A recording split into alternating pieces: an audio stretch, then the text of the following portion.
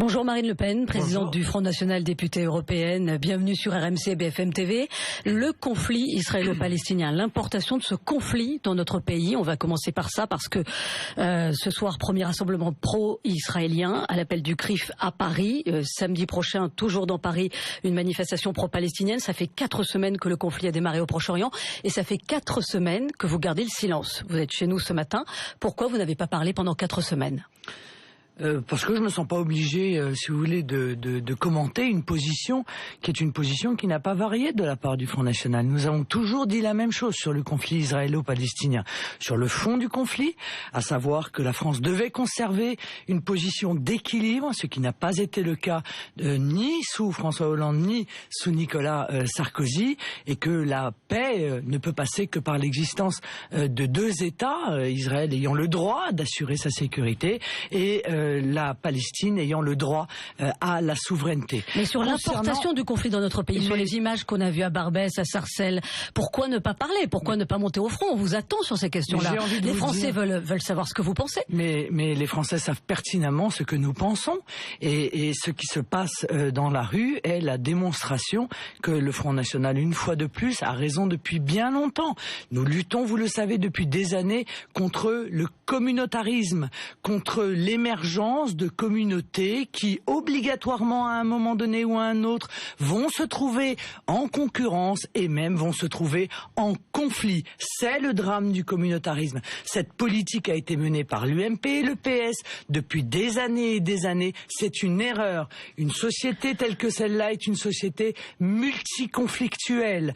Donc bien sûr, nous condamnons l'importation d'un conflit extérieur sur le territoire national. Il n'en demeure pas condamner, qu'est-ce que vous pouvez faire? Il n'en demeure pas moins, permettez-moi de vous dire que ça n'est pas seulement l'importation du conflit qui a entraîné les scènes d'émeutes en plein Paris que nous avons vues.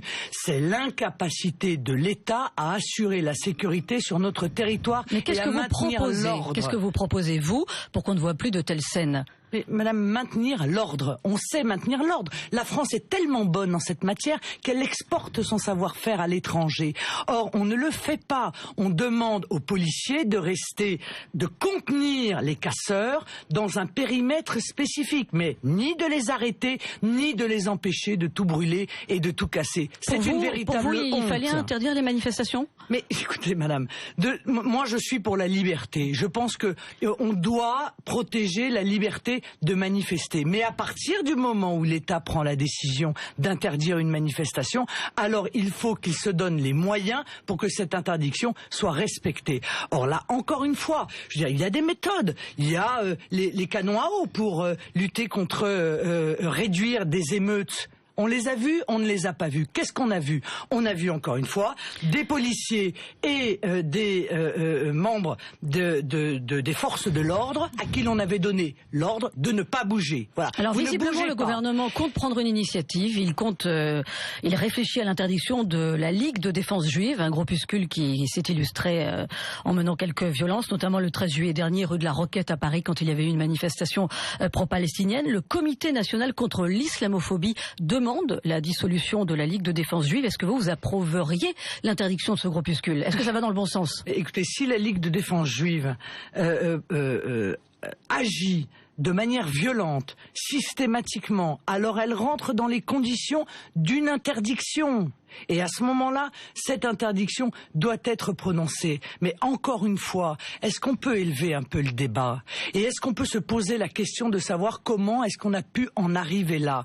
Alors moi, je vous dis que la raison principale de ces problématiques, c'est d'abord une immigration massive qui justement permet l'importation de ce genre de conflits communautaires. Deuxièmement, la politique communautariste menée. Troisièmement, le laxisme inouï de l'État depuis des années. Et ça n'a pas commencé avec François Hollande. Parce que là, il y a des émeutes à la suite d'une manifestation. Mais des émeutes, il y en a maintenant de manière récurrente en France, partout. À Roquemaure, il y a quelques jours, c'était 2 bandes rivales qui se sont attaquées joyeusement en plein centre de la ville. Et puis, la fois d'avant, faiblesse du gouvernement, faiblesse de l'État absolu. La fois d'avant, c'était un match de football. Et puis la fois d'avant, c'était un jeune homme qui était tombé de sa mobilette dans une banlieue. Il y a toujours une excuse pour casser, pour amener le chaos et la violence. Alors l'État doit agir, mais agir. Voilà, il faut rétablir l'ordre républicain dans notre pays, dans tous les domaines d'ailleurs, dans le domaine de la sécurité, dans le domaine également économique, à l'école. Voilà, on n'échappera pas à cela parce qu'encore une fois, le laxisme a un effet dévastateur. Un mot encore sur le conflit au Proche-Orient. Plus d'une centaine de Palestiniens tués lors de la journée d'hier. C'est un carnage. Quelle solution pour vous, puisqu'on est dans un engrenage? Est-ce qu'il y a une voie diplomatique à suivre absolument? Pour avoir une voie diplomatique, d'abord pour avoir une voie, il faudrait arrêter de se comporter comme les factotums des Américains. Il faudrait que la France ait une voix. Or, elle n'en a plus depuis des années, et c'est bien regrettable. Et cette position d'équilibre qui était celle de la France, qui lui permettrait d'être entendue par les deux parties. Non, mais seule la France ne peut rien. Effectivement, il y a les États-Unis d'un côté. Que peut faire la communauté internationale? Que peut faire l'ONU? La seule solution, c'est l'existence de deux États. Voilà. La réalité, c'est que Israël et non, mais là, c'est de l'incantation, Madame Le Pen. Tout le monde est pour la solution de deux États. Seulement, on voit bien qu'on n'y arrive pas. Non, Madame, tout le monde n'est pas pour cette solution. Donc, la responsabilité est partagée, je le crois, entre Israël et le Hamas dans cette horreur qui est en train de se dérouler et la multitude de ces morts civiles. Responsabilité d'Israël parce qu'ils ont choisi le bombardement plutôt qu'une opération terrestre qui effectivement aurait mis en danger probablement plus de leurs soldats, mais responsabilité. Donc la solution, c'est de mettre les territoires palestiniens sous mandat de l'ONU avec l'envoi de casques bleus. Responsabilité aussi du Hamas, dont on sait pertinemment qu'il ne met pas en œuvre les conditions pour protéger les populations. Oui, mais ça c'est un constat. Donc qu'est-ce qu'on fait?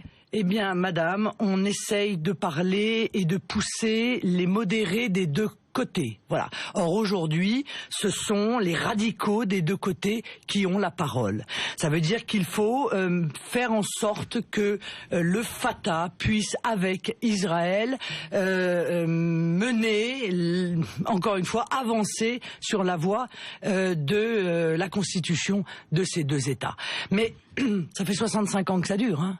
Ça fait 65 ans que ça dure. La Libye, le chaos également, puisque les ressortissants français quittent le pays. On voit aussi en Irak et en Syrie la constitution d'un califat. On voit que les chrétiens sont chassés de leurs terres. Est-ce que pour vous, c'est le constat de la montée d'un intégrisme islamique? Et comment on lutte à l'échelle d'un pays contre ça, ou à l'échelle de l'Europe? Vous êtes député européen, qu'est-ce qu'on fait? J'aimerais que ceux qui nous écoutent se rappellent que le Front National a pris des positions courageuse sur la Libye dès le départ et que c'est lui qui avait raison. Vous avez critiqué Nicolas Sarkozy, mais qu'est-ce que vous avez pris comme décision courageuse? Nicolas Sarkozy et BHL ont commis une erreur terrible. Voilà, dont on paye aujourd'hui lourdement les conséquences. Je vous rappelle également que Nicolas Sarkozy était pour l'intervention en Irak, qui était une erreur terrible. Donc ces gens-là sont responsables de la situation actuelle. Non, mais qu'est-ce qu'on fait maintenant? On regarde devant. Ah, on regarde devant. Bah oui, mais permettez-moi quand même juste de regarder un peu derrière. C'est pas quand même inutile. Attendez, on va regarder devant. Non, madame, non, c'est trop facile ça. Il est important de rappeler que les fondamentalistes islamistes qui aujourd'hui se battent en Syrie le font avec les armes que la France leur a livrées. Voilà. Et que nous les avons aidés. Alors aujourd'hui, il est temps de pleurer sur la montée en puissance de ce fondamentalisme. Alors que faire? Eh bien, il faut aider les gouvernements qui luttent contre les islamistes. Il faut faire, par exemple, en Irak, ce qu'on a fait en Syrie et qu'on n'aurait pas dû faire.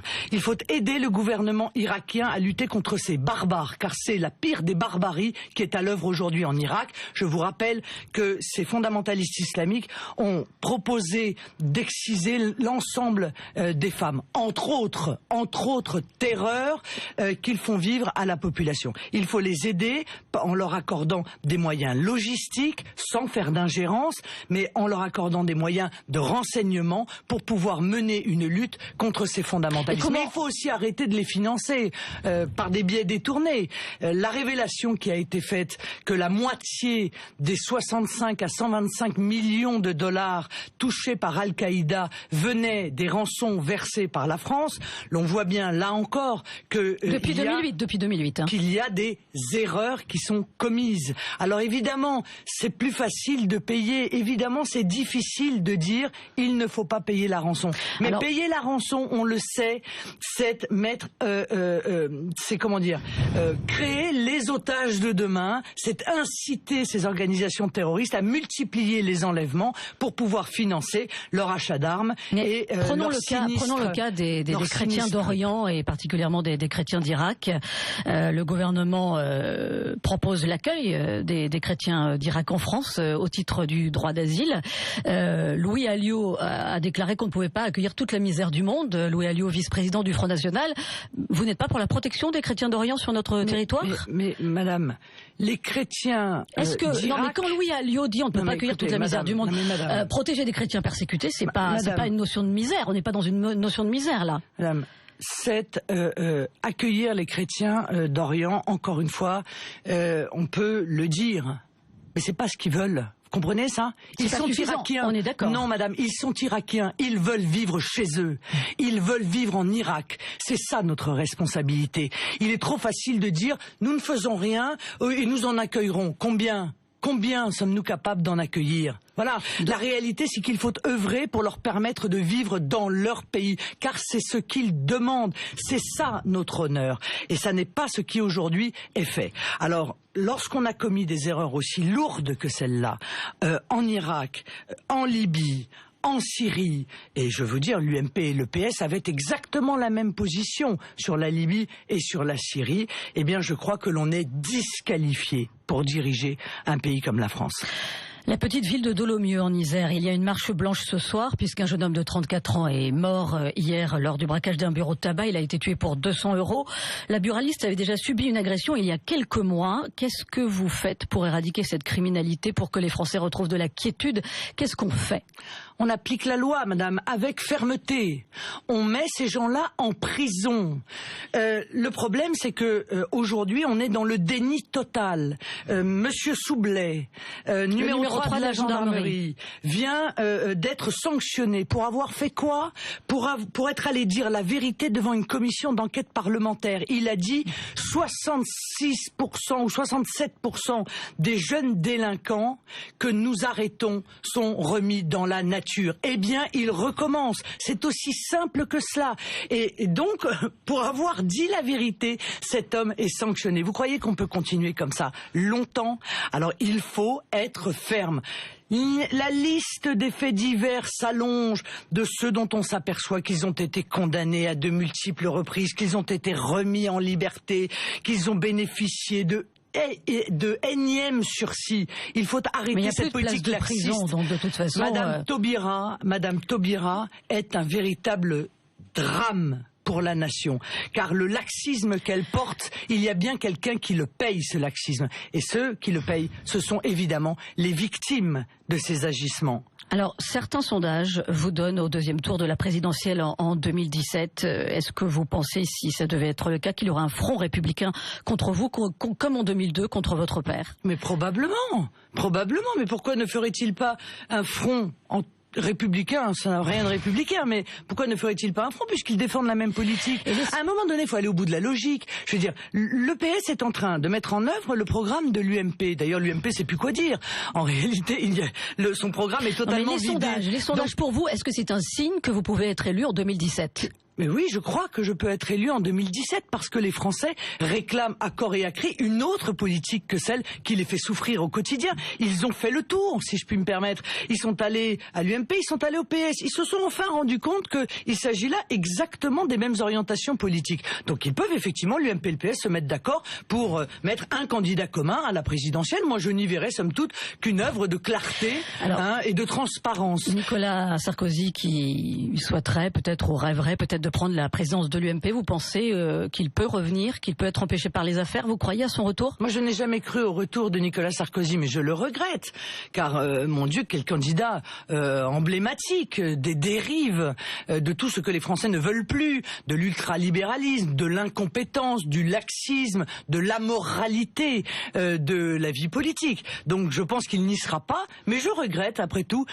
qu'il n'y soit pas, parce qu'avec le bilan déplorable qui est le sien, on aurait eu, à mon avis, des échanges très intéressants. Les relations avec votre père, elles sont meilleures? Il y a toujours de la tension dans l'air? Tout va bien pour nous, merci. Non, mais en privé, il paraît que vous avez dit que son sort serait réglé après le prochain congrès. C'est vrai? Non, c'est dans le Nouvel Observateur. Non, c'est totalement faux. D'abord, je ne fais pas de confidence aux journalistes, à la différence de beaucoup d'autres responsables politiques. Moi, je ne fais pas de off. Dernière question, l'anniversaire de la mort de Jean Jaurès aujourd'hui. Beaucoup de récupération autour de Jean Jaurès. Même le Front National l'a récupéré en 2009 sur les affiches. On voyait Jean Jaurès, votre Front National. C'est pas un peu gonflé quand même? Non, pourquoi est-ce gonflé? Il s'agissait d'une phrase sur la nation. Jaurès a dit la nation est le bien de celui qui n'en ont pas. Eh bien, c'est très moderne comme réflexion. Car après tout, est-ce que la grande question aujourd'hui n'est pas précisément la question de la nation? Oui, mais est-ce qu'on ne fait pas parler les morts quand on n'a fondamentalement rien à dire et qu'on ne regarde pas suffisamment devant? Oui, enfin, permettez-moi, je sais pas, en une affiche, je crois qu'on peut nous faire ce procès. Mais il est intéressant de voir la manière dont le Parti socialiste s'est totalement détourné de ce qu'il a pu être. Oh, pas seulement sur ce sujet de la nation, mais également, évidemment, sur le sujet de la protection de ceux qui sont dans notre nation les plus faibles. La soumission de François Hollande et du Parti socialiste à une politique totalement atlantiste, totalement ultralibérale. Enfin, Jean Jaurès, vous le mettez à votre sauce. Non, mais la soumission Jean Jaurès, vous le mettez à votre sauce comme les autres le mettent aussi à leur sauce. Le pauvre Jean Jaurès doit se retourner dans sa tombe quand même. Mais ce sera la conclusion pour cette émission. Merci beaucoup, Marine Le Pen.